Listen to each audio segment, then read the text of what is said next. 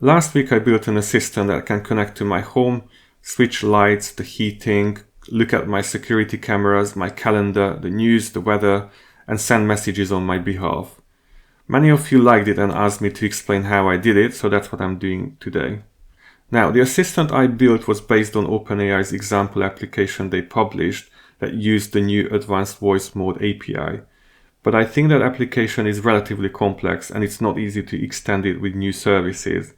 So I thought to demonstrate all of this functionality, I would create a custom GPT. Because creating custom GPTs is simple, and in both cases, you have to have a server application that provides you with the functionality. To get started building our home assistant based on a custom GPT, we have to head over to the ChatGPT website and create a new GPT. Click on Explore GPTs and click Create.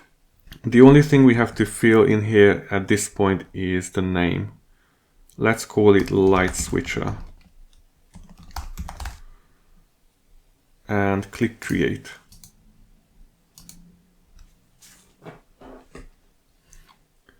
Okay, the GPT is published and ready, so you can now chat with it.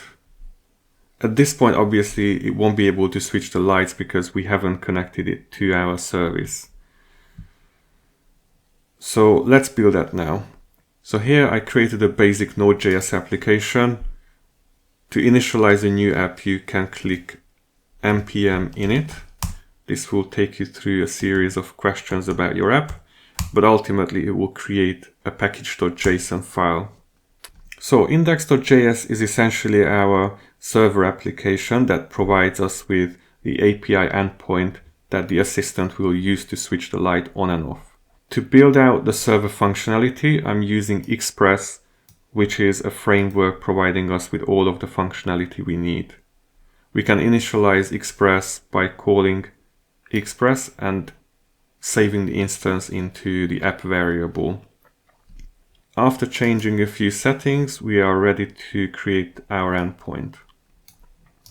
The endpoint is under /home/light, and it expects post requests, and in the request body we have to provide the settings we want to change: the location, the state of the light, either on and off, and the dim level.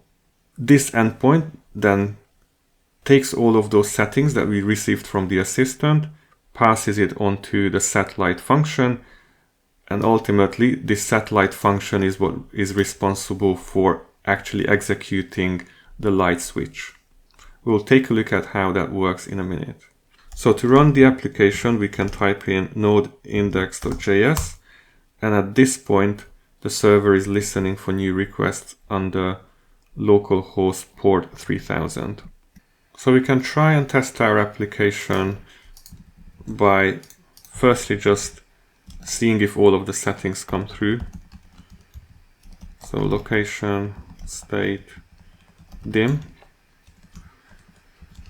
and using Postman we can send and simulate requests from the assistant. So like we said, this is going to be a post message, so changing this over to post. Server is running on localhost 3000 and the endpoint is home/light. And the body of the request needs to be a JSON with the following properties. So I can say office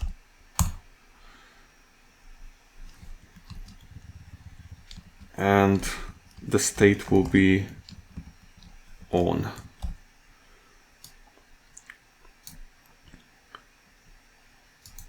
And for now, we are not going to send this over to the service because we are just testing things out. So let's run the server. Let's send the request. And we get unauthorized, which is good because I built in a small authentication process. So our server is expecting this code to be present in the request. So we can actually add that in the header section. So we can put in an authentication key a bearer token, which will be code 001. So now our request is sent with this token in the header. Okay, we got an internal server error, but that's because, but this is happening because we just forgot to comment this out and the application is looking for message. But as you can see, we received the settings and the server was ready to execute it. So let's take a look at the setLight function. So how does our application actually execute these requests? So the setLight function runs a shortcut in the background. So I have a bunch of shortcuts created that can connect to my services, my house, my calendar, the weather, the news. So in this case, we're going to request the setLight shortcut, which I can show you. The shortcut itself expects a JSON in a string format. So the first half of these values here is essentially extracting the variables and the values from that JSON. And then in a set of if-else statements, I'm checking the location and the state, and based on that, I'm executing the action itself. Now this is not very well optimized, obviously, and it's quite long, but shortcuts is relatively simple, so you kind of have to do these things. So once you have a shortcut, you can actually just execute it from your Node.js application, and you can do that by using this execute function from child process.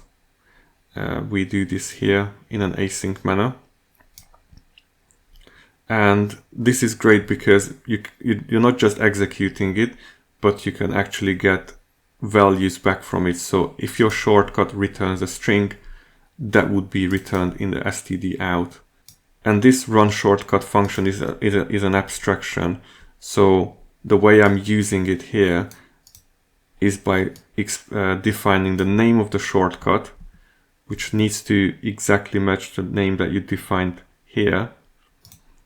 And that shortcut will be run with these settings converted into a string. So with this service in place and the shortcut ready to be run, we can try everything. So I'm just going to delete the console log and try everything one more time via Postman. So I'm still back in Postman, sending a request, Office on. We're sending the request, and as you can see, the light has switched on, and I can switch it back off. Great. So this is now working, but we have one obvious problem, that localhost is only available on my local server, but we need an API endpoint that's available everywhere on the internet. So we need to publish our application. The easiest way to do that is use ngrok. So once you have ngrok installed, you can just type in ngrok http and then the server that you want to publish on the internet. It creates a tunnel between your local host environment and the internet. So first you have to run your server, and let's create another terminal instance, and here we type in ngrok http, and we're saying that we want to create the tunnel to that port. So as you can see here, now it's forwarding this URL to our local host. So if I replace this URL now with this, we should be able to do the same thing. But because now this URL is published on the internet, anyone else can use that. Which sounds obviously a bit scary, but don't forget that you have your authentication token in place. So only people who know your authentication token will be able to make requests to your server.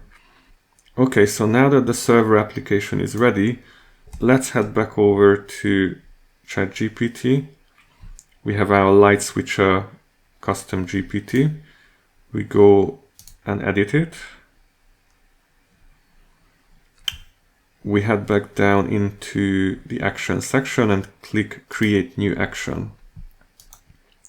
So the authentication will be an API key, and we know that the code is code 001. So we have to provide that. It will be a bearer type. Save. And this is where you provide the schema for your server API. And this follows the OpenAPI schema, not OpenAI schema, but OpenAPI schema. I mean, this is a relatively complex schema, but the good thing is that ChatGPT understands it. So once you have an example application or an example schema, you can put that into ChatGPT and ask it to customize it for you with your custom endpoints. So you don't have to write this from scratch on your own.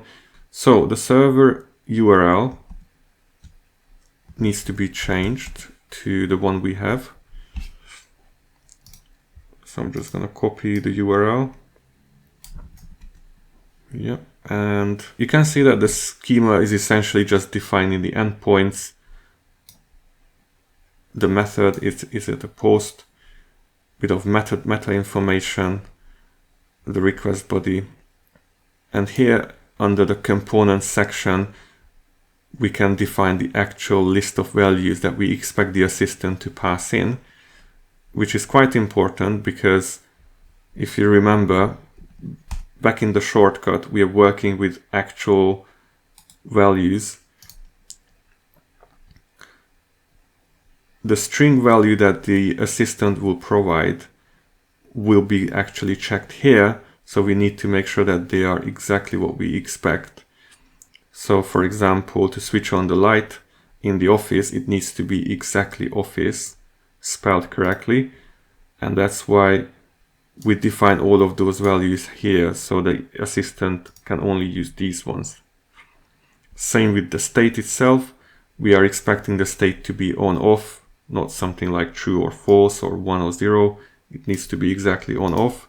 So we provide all of those options for the assistant to use. And with this in place, we're now ready to update. Okay, so we need to provide privacy policy link, which we don't have, but it's actually relatively straightforward to create one. We can actually just ask, because I'm using cursor, add an endpoint for privacy and return a sentence. Okay, cool, we can accept that. And now if we restart the application, we should be able to just paste in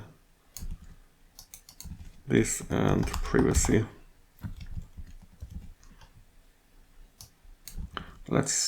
Let's see if it worked. There you go. Let's go ahead and update.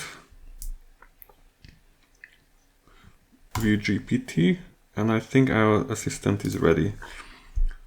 Let's test it.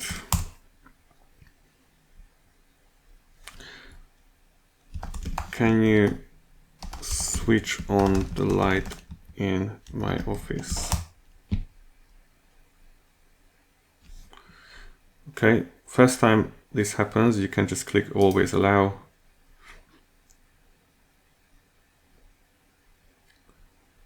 And voila. And you can see that here that the request actually came through from the assistant itself. And we returned the office light has now been switched on. And this return sentence is what the assistant uses to understand whether the action is actually happened or not. anything that you return back from the API endpoint will be interpreted by the assistant itself, and it would be able to communicate that to you. All right, switch it back off.